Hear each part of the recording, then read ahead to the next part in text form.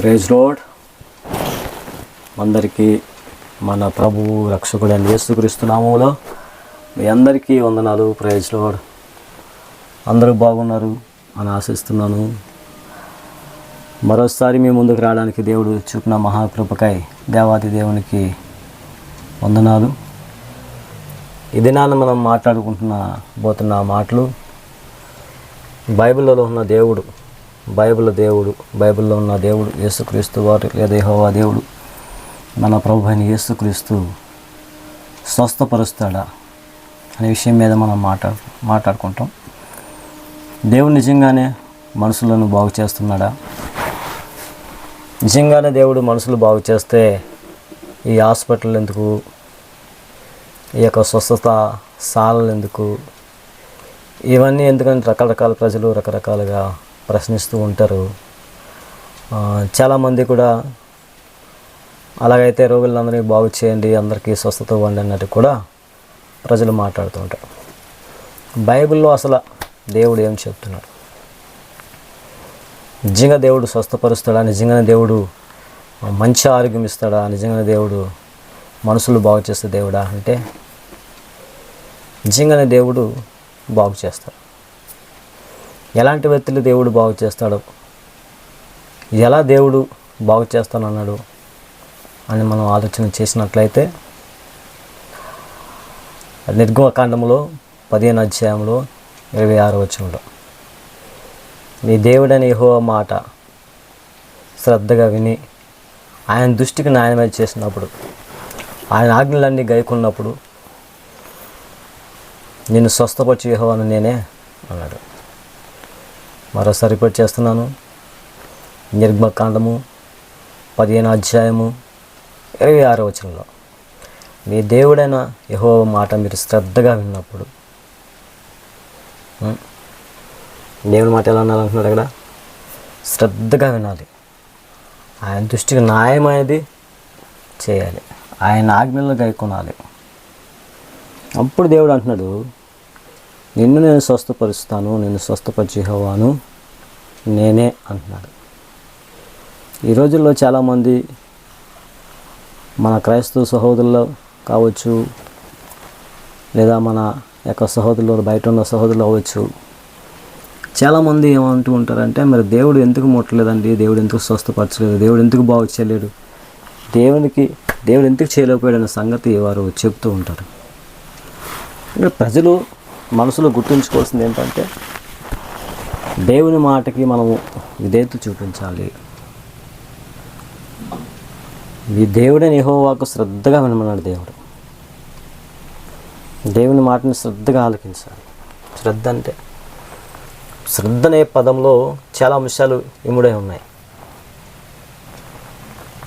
శ్రద్ధగా ఉండడం అంటే వాక్యాన్ని మనం అర్థం చేసుకోవాలి, దేవుని మాటలు అర్థం చేసుకుని దేవుని మాటల ప్రకారంగా మనం జీవించాలి, వాక్యానికి మనం లోబడాలి.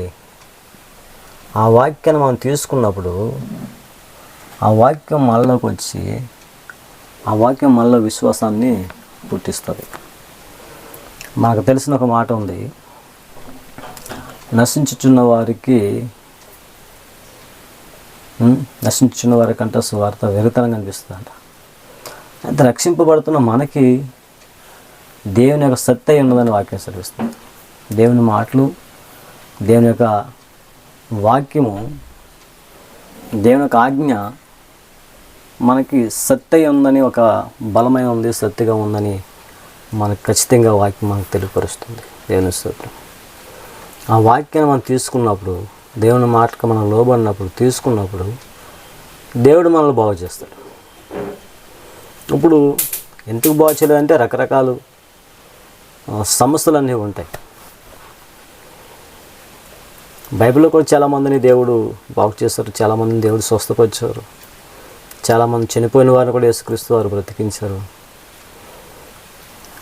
అయితే ఎందుకు ఆ యొక్క పరిస్థితులు ఎలా ఉంది అంటే, సందర్భం బట్టి, ఆ వ్యక్తిని బట్టి ఆ కార్యాలు అక్కడ జరుగుతుండేవి. ఈ రోజుల్లో కూడా అనేక మంది జీవితాల్లో దేవుని కార్యాలు జరుగుతున్నాయి. అనేక మందిని దేవుడు బాగు చేస్తున్నారు. ఇది ఎవరైతే నమ్ముతారో, ఎవరైతే విశ్వసిస్తారో వారి పట్ల మాత్రం దేవుడి కార్యాన్ని జరిగిస్తారు.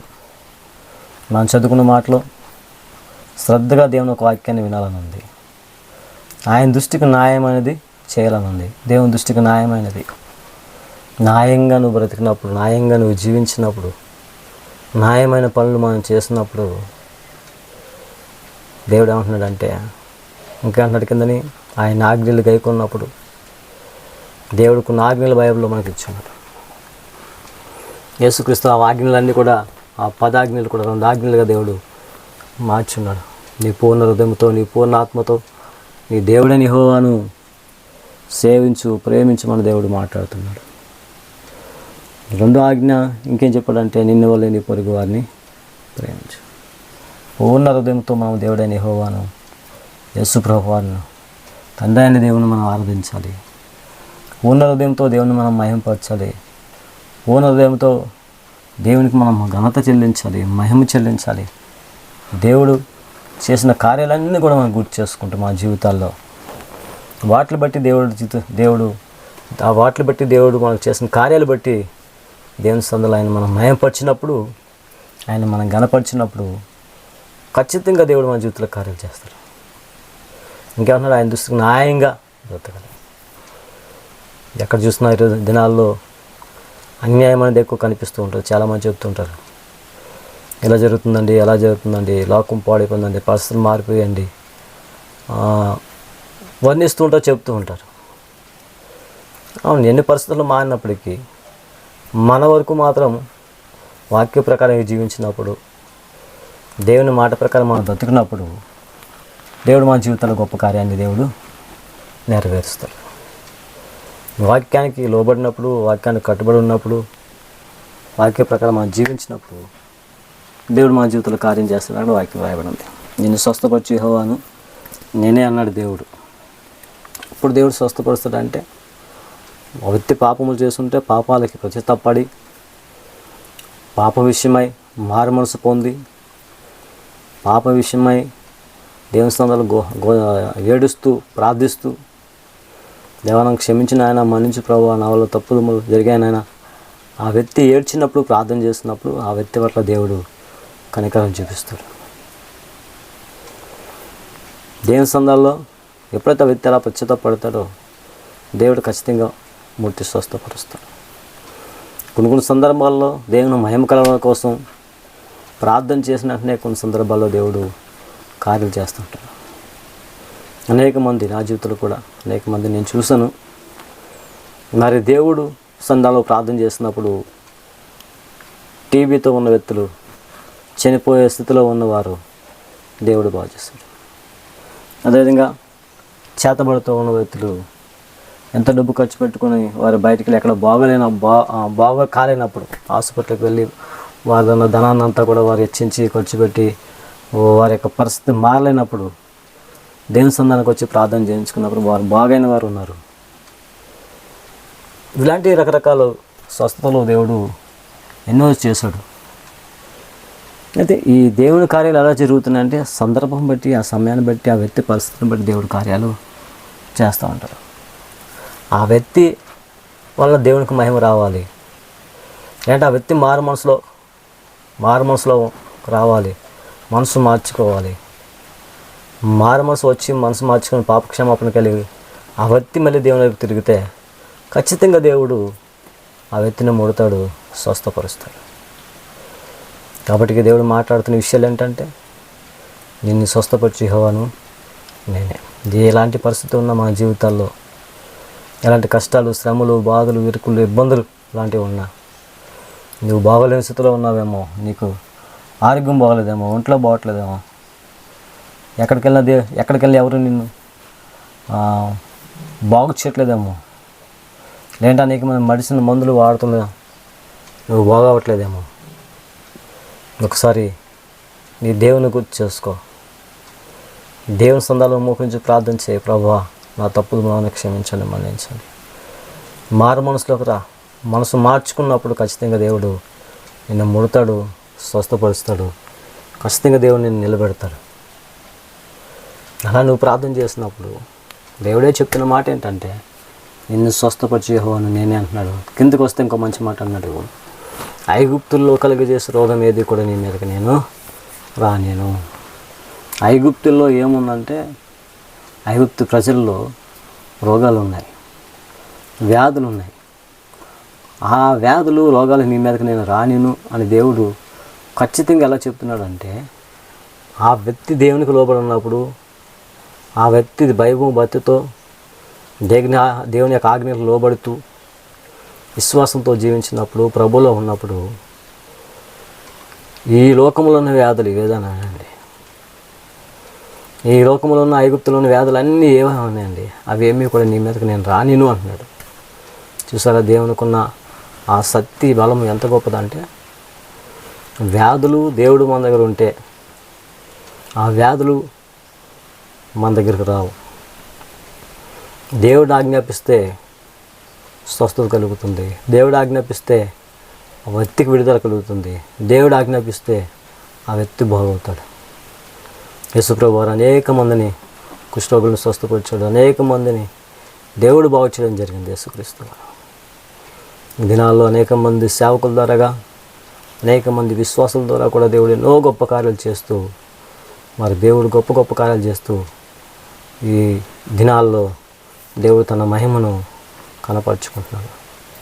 కాబట్టి మనం ఏ స్థితిలో ఉన్నా సరే మన స్థితిగతులన్నీ కూడా దేవుని చేతిలో పెడుతూ, దేవుని దగ్గర మనం తగ్గించుకుంటూ, ప్రవ్వా నేను దీనున్నాయన బలహీను ప్రవ్వా ఫస్ట్ కొంచెం మనము ప్రార్థన చేసుకుంటూ మనము తగ్గించుకొని ఉన్నప్పుడు ఖచ్చితంగా దేవుని కార్యాలు మనము చూడగలుగుతాం. నేను పాపను ప్రవ్వా నన్ను క్షమించండి, నేను బలహీనులు ప్రవ్వా నేను లేవనెత్తండి, నేనైతే మాత్రం ఏమి చేయలేను నాయన నన్ను నిలబెట్టు ప్రభు అని చెప్పి దేవుని సన్నిధిలో ప్రార్థన చేస్తున్నప్పుడు దేవుడు గొప్ప కార్యాలు చేస్తాడు. అంటే దేవుని ముందు మనం సరెండర్ అవ్వాలి. సరెండర్ అయినప్పుడు ఖచ్చితంగా దేవుని కార్యాలు మనము చూడగలుగుతాం. దేవుని ముందు మనం సరెండర్ అవ్వకుండా, మనకు మనం తగ్గించుకోకుండా, హెచ్చించుకుంటూ మనం ఉన్నట్లయితే దేవుని కార్యాలు మనం చూడలేము, దేవుని మహిమను మనం చూడలేము, దేవుడు గొప్ప కార్యాలు మనము చూడలేము. కాబట్టి దేవుని మహిమ చూడాలన్నా, దేవుని కార్యాలు మీ జీవితంలో నెరవేర్చబడాలన్నా సరే, మీరు చేస్తున్న ప్రార్థనకు ప్రతిఫలం మీరు పొందుకోవాలన్నా సరే, ముందు ప్రభువా మీరు ఎలాగున్నారో ఆ స్థితిని మీరు గ్రహించుకోండి, మిమ్మల్ని మీరు తగ్గించుకోండి. ప్రభువా నన్ను తగ్గించుకుంటున్నాను అని చెప్పి దేవునికి లోపడండి, ప్రార్థించండి.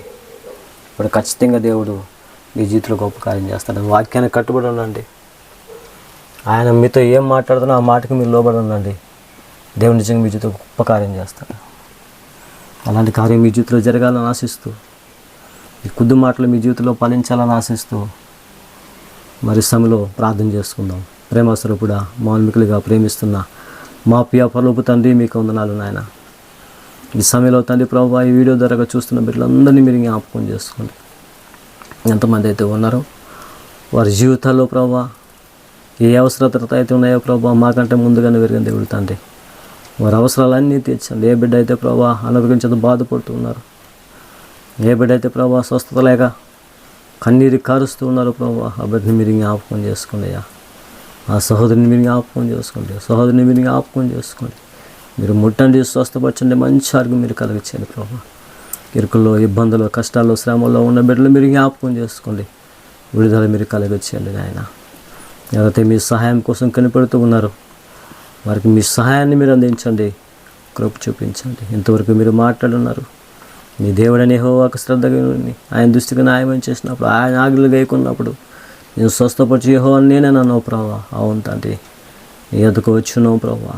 బిడ్డలు మీరు బాగు చేయండి, స్వస్థపరచండి, ముట్టండి, మంచి ఆరోగ్యం ఇచ్చి మీ నామానికి మాత్రమే తండ్రి మీరు మహిమ ఘనత మీరు పొందుకోమని. అదేవిధంగా ప్రభా మా ఛానల్ ఎంతమంది అయితే వీడియో చూస్తూ ఉన్నారు, బిడ్డలందరూ మీరు జ్ఞాపకం చేసుకో, ప్రతి కుటుంబాన్ని మీరు జ్ఞాపకం చేసుకోమని మా ప్రభువైన యేసుక్రీస్తు నామములో ప్రార్థన చేస్తున్నాం మా తండ్రి. ఆమేన్, ఆమేన్. అందరికీ ప్రైజ్ లార్డ్, ప్రైజ్ లార్డ్. ఈ ఛానల్ని లైక్ చేయండి, ఇష్టపడండి. ఇంకా అనేక మంది దగ్గరికి ఈ ఛానల్ వెళ్ళేలాగా మీ ఫ్రెండ్స్కి, మీ స్నేహితులకి, మీ బంధువులకి మీరు దీనికోసం తెలియపరచండి. పరిచర్య కొరకు ప్రార్థించండి. మీ కొరకు మేము ప్రార్థిస్తున్నాము. మరొకసారి అందరికీ ప్రైజ్ లార్డ్.